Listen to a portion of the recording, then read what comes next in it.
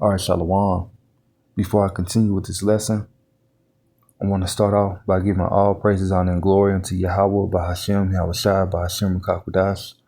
Double honors to the apostles and elders of Great Millstone, and peace and blessings to the hopefully elect. I'm the brother lawyer, and I teach Great Millstone National Camp. Coming back with a quick lesson. And this lesson will be entitled A Small Piece of the Wrath.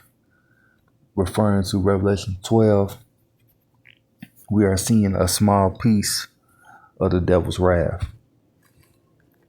So this is from Secular Talk, the Cal Laninsky show. And it says ICE Gestapo thugs deported 70 U.S. citizens. And so that's what they're doing. They're deporting the Northern Kingdom. And we know that's going to trickle down to the Southern Kingdom.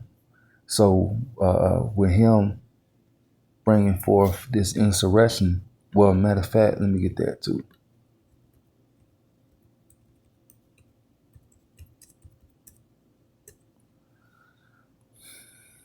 All right, 2nd Ezra 16, because that's what he's doing. Ooh, it's another one. Real quick.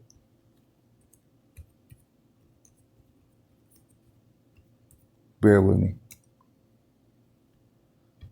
All right, that's what I want next. So, as I was talking about this insurrection, or this wrath, this little piece of wrath that he's coming down with. Let me get this 2nd Ezra 16, right? And 7 says, for there shall be in every place and in the next cities a great insurrection upon those that fear the Lord. They shall be like madmen, sparing none, but still spoiling and destroying those that fear the Lord. And so ultimately, there's going to be a great insurrection upon the Israelites, so-called Black, Latinos, Native Americans, and Hispanics.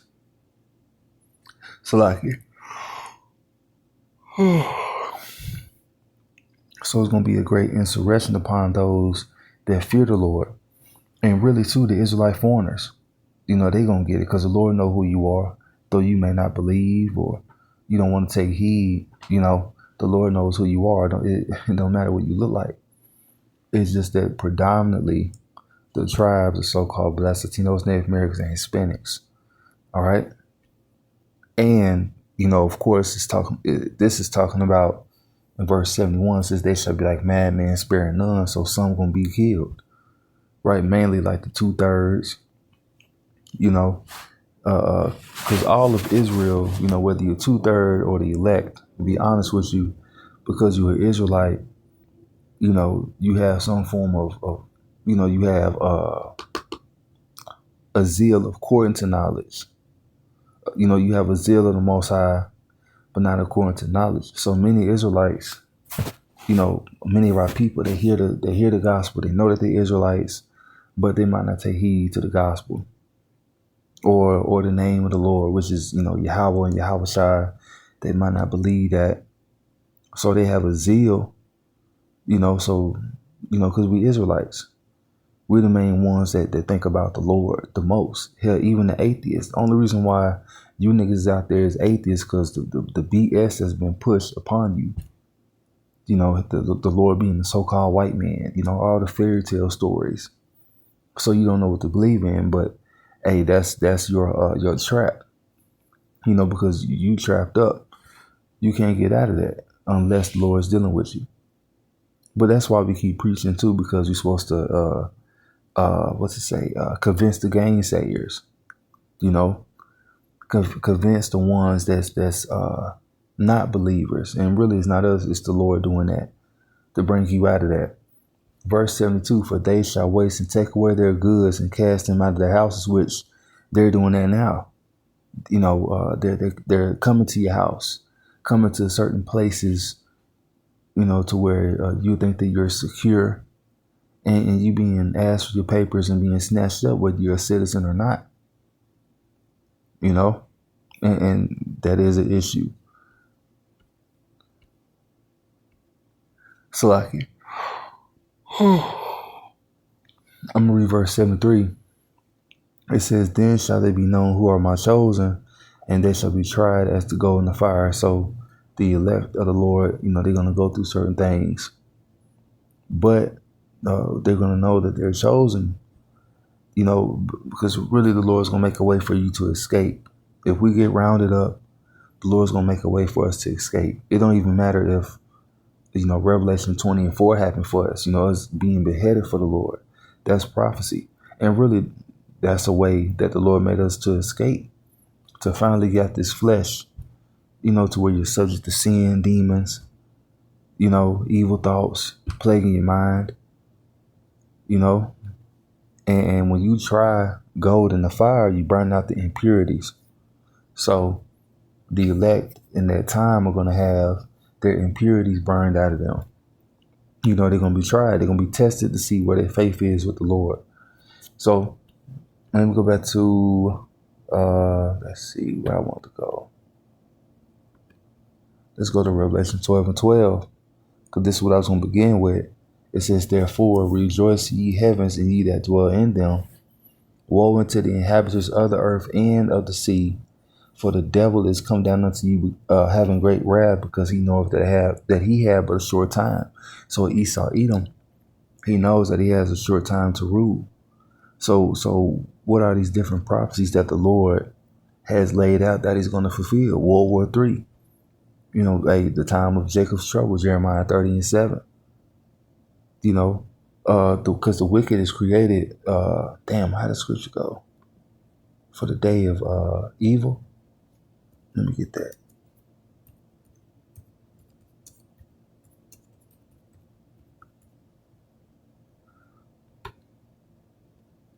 Yeah. It's like Proverbs 16:4. It reads, no, I don't like that version. Let me get the King James. So this is a legacy standard. And of course, it has the Yiddish name. It says Yahweh. The Lord's name is really Yahweh. So anyway, it says Yahweh, and this is Proverbs 16:4 from the Legacy Standard Bible. It says Yahweh, Yahweh, goodness gracious. Yahweh has made everything for its own purpose, even the wicked for the day of evil. So that's why these Edomites were created, for a punishment to Jacob. And ultimately, they have certain prophecies that they got to play out, that the Lord's going to have them play out. But they was created for the day of evil and to be destroyed. And that's just what it is. They are a major example of what not to be like, how not to rule a kingdom. All right. So Revelation, I already read that. Let me see.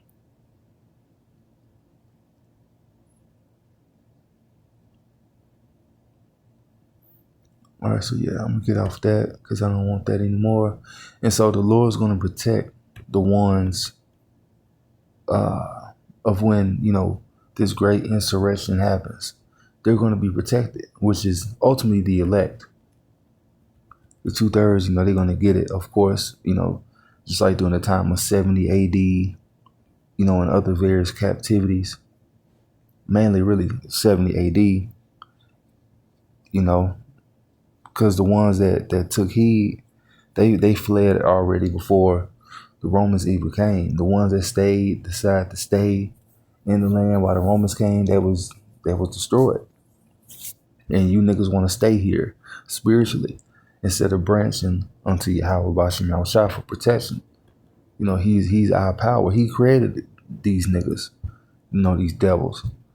He put it in his spirit to do it. They are the Assyrians of today, which is the rod of his anger. Let me get that.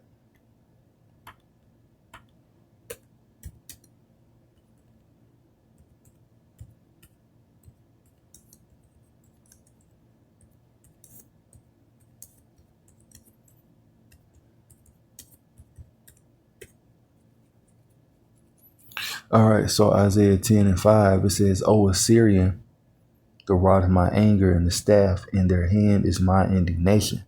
And so when you look up the Assyrians, they had one of the fiercest, basically one of the fiercest militaries, or really how they treated their enemies. It was very cruel. The Assyrians were were very cruel people, and these Edomites, so-called white people, they fit that even to this day.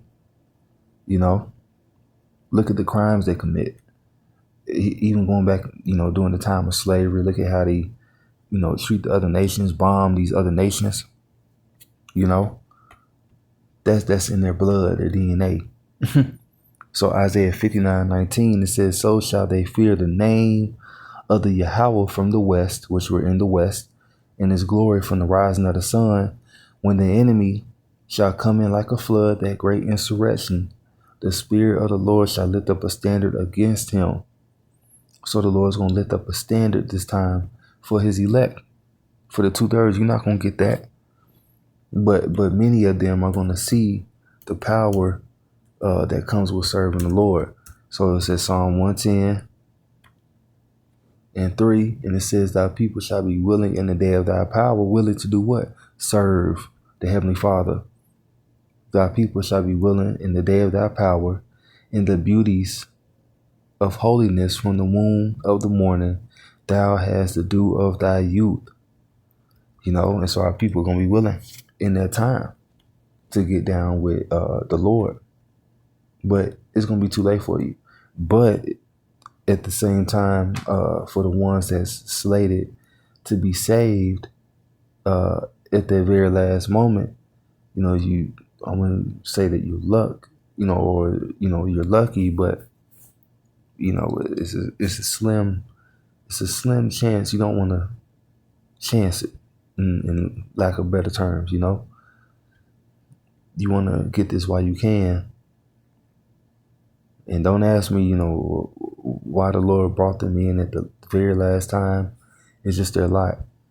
They could be believers that they know a little something about the truth. They attempt to keep the commandments to the best of their ability. They change their ways, but they might lack some understanding about some things. Who knows? That's just how the Lord got it set up. But many are going to come in at the last end, and that's just what it is. So, all right, let's see. And it's going to be so bad that even, Michael got to come. He's going to have to step in, Michael the Archangel. And I could go into, us having superpowers, because that standard is going to also come with the Lord giving his man powers. So Daniel 12:1, "At that time shall Michael stand up, the great prince which standeth for the children of thy people, and there shall be a time of trouble, such as never was since there was a nation, even to that same time. And at that time thy people shall be delivered, everyone that shall be found written in the book, which is the elect." So Michael is going to stand up for the elect, the 1/3, the new Jerusalem. That's who he's going to stand up for, because the Lord's not going to allow his people to be touched this go around. And also too, that's how he's going to get the glorification as well. It's by him, sending Michael, the angels, Yahweh Shai. He's going to get all the praise, him and his son. So it has to happen. So like him having some freaking allergy problems. Anyway, breaking out. Goodness gracious. So I wanted to get that, and then it's another one that I want.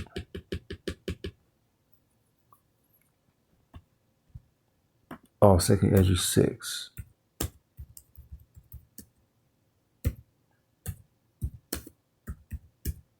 All right, 2nd Ezra 6.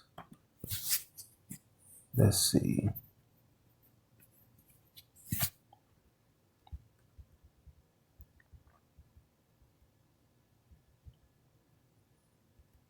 I'm going to start at 7. It says, "Then answered I and said, What shall be the parting asunder of the times, or when shall be the end of the first and the beginning of it that follow it? And he said unto me, from Abraham unto Isaac, when Jacob and Esau were born of him, Jacob's hand held first the heel of Esau. So Jacob, which is us, so-called Black Latinos, Native Americans, really starting with the Lord, because the Lord is going to bring Esau down. So Jacob's hand represents him bringing Esau down. Coming out the womb, when you read Genesis, Esau came out first, then came Jacob. And Jacob was holding the heel of Esau.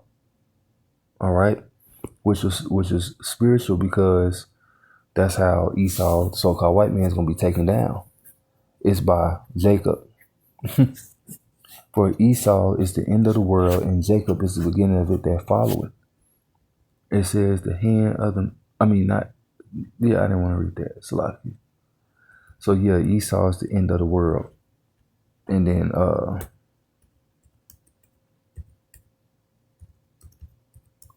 broken. I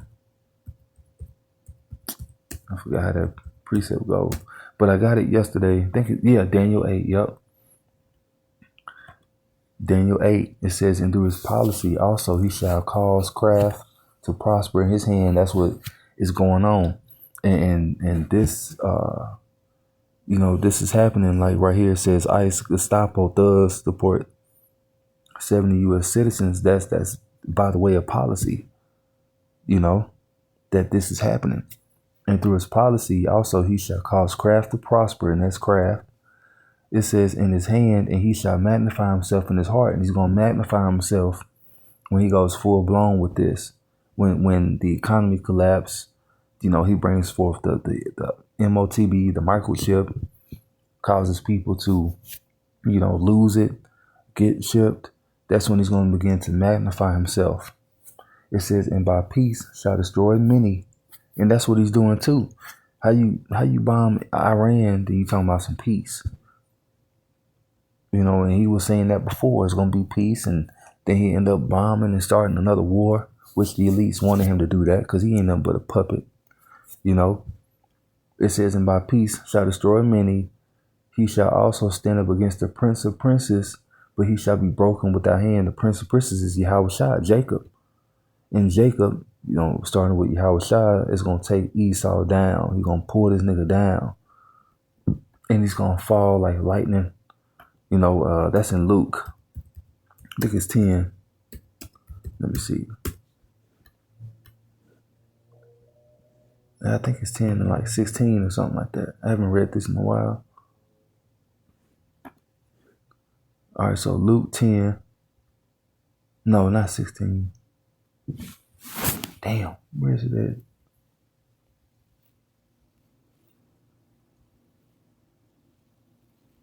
Lightning, fall like lightning. Where is it at? Yeah, Luke 10 and 18, it says, and he said unto them, I beheld Satan as lightning falling from heaven. Now, this is not saying that Satan, like the actual spirit, fell from, he's a fallen angel. No. Satan, matter of fact, let's go into it. I want to go into that. Let's go to the blue letter. Because this Satan is a man that come in the likeness of Satan. He's very satanic. He gonna do, satanic shit. And heaven represents rulership. He's gonna fall from his rulership. You can't even see lightning. You can't even see where lightning strikes. But that's how it's gonna be. That's how fast it's gonna be. For Esau even to fall like a lightning strike. It's gonna be quick. And it says the happy results. All right, so this is Luke 10 and 18. Let's see. They might have changed. It says Satanis. Damn, hold on. The sound is turned down. Give me 1 second. Shit. Thayer's Lexicon. Okay. Satan. All right, so hold on. Here you go. Strong's G 4567. Satanas. All right, so Satanas or Satan, Satanist.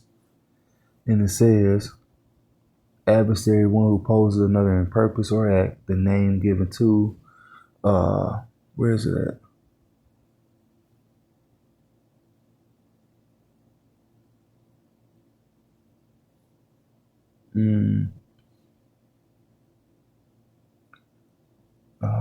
I think they might have changed it.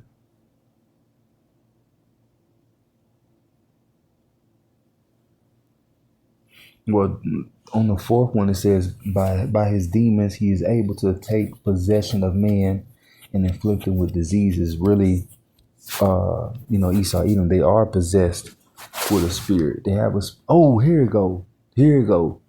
In verse 2, or not verse 2, it says a Satan-like man. And a matter of fact, let me pull that up.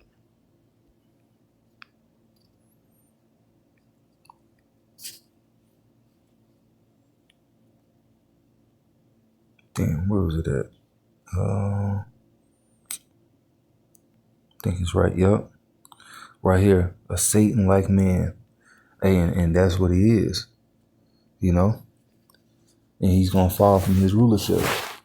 I think I'm going to give one more. Let's see. I think I might give one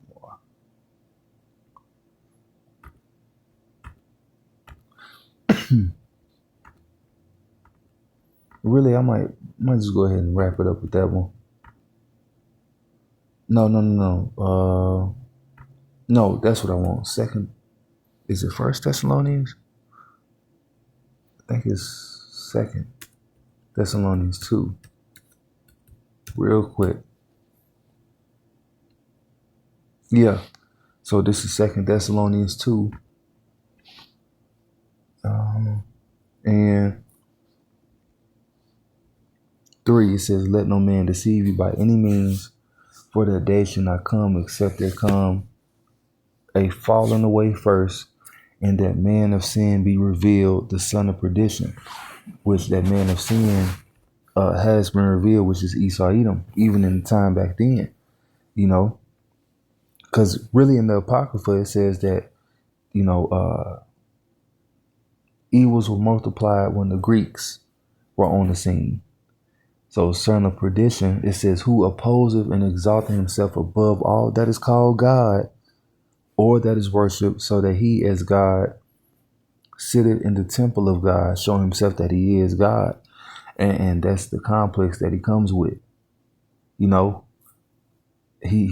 overthrows. He don't overthrow God, but he tries to. And that's how the rest of the world look at him. So when he falls, that's why it says, I think Isaiah 14 is just the man that made kingdoms, to shake, roughly paraphrasing, because it's going to be a wonder. Like, man, this guy, this low level guy, this guy that was bringing insurrection, persecuting us, the Israelites, and even the other nations. They're going to be like, this the guy that was doing all these great things, made fire come from heaven, dropping bombs. This guy, yep, that's him. Remember ye not that when I was with you, when I was yet with you, I told ye these things. It says, and now ye know that withholdeth, that he might be revealed in his time. He's being revealed. He's already been revealed, And so, Lord will, this is an edifying lesson, giving all praises, honor, and glory unto Yahweh, by Hashem, Yahweh Shah, by Hashem, Kakodash. Shalom.